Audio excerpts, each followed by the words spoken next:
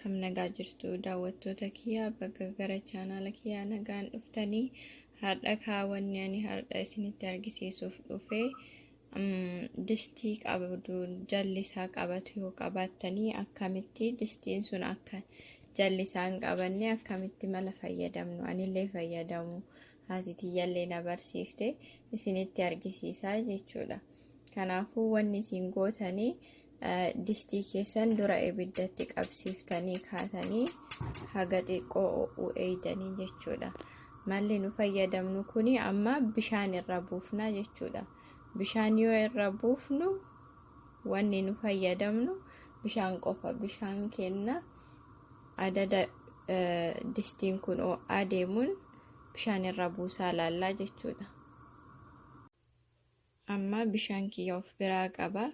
Bishaan kana wanni goonu xiqqoo harka keenyarraa akkana gooneetiniin distii kana keessa akkana coobsine ilaallaa jechuudha.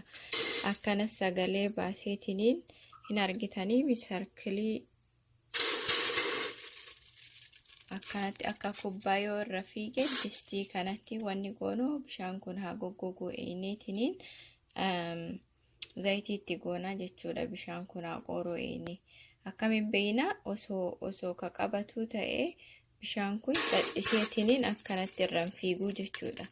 Distiin kun o'ee bishaan akkanatti haga irra fiiguu eeguu qabdanii jechuudha. Zayitiitti buusuun duratti.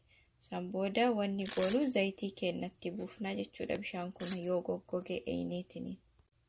Kunoo kana booda akkuma argitanii bishaan goggogee jira. Zayitii kiyyatti buufadha.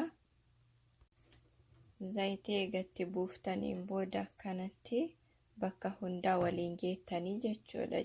Cinaallee bakka hin qabata jettanii yaaddan hundaa zayitii waliin geettanii jechuudha. San booda waan barbaaddanitti bilcheessuu dandeettanii. Even qurxummiillee foonillee itti wadduu dandeettanii. Waan barbaaddan waan hin qabata killeeyyuu asirratti amma buuseetiin osoo itti hojjedhe jalli hin qabatu jechuudha. Kanaafuu distii qabdanii osoo naanstiikii yookiin distiin qabanne osoo bitatiin uumamumaan akkanatti distiin keessan akka jalli hin qabanne fayyadamuu dandeettanii. Haga dhumaa waan hojii turtaniif galatoomaa. Nagaan tura. Subscribe, like, share gochuu keessan hin dagatinaa. Nagaan tura.